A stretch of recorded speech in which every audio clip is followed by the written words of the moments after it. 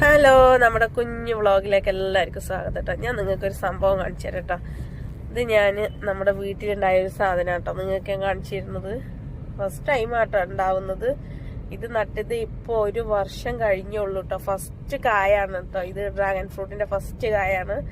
എനിക്ക് ഭയങ്കര ഹാപ്പിയാണ് കേട്ടോ. കാരണം ഞാൻ ഉണ്ടാക്കിയ ഒരു സംഭവമാണ് ഇത് കേട്ടോ. ഇതിൽ ഫസ്റ്റ് കായാണ് കേട്ടോ. ഇത് ആകെ 2 കായ കഴിച്ചിട്ടുള്ളൂ. അതിൽ ഫസ്റ്റ് കായാണ് കേട്ടോ അപ്പൊ ഈ കാണിക്കുന്നത്.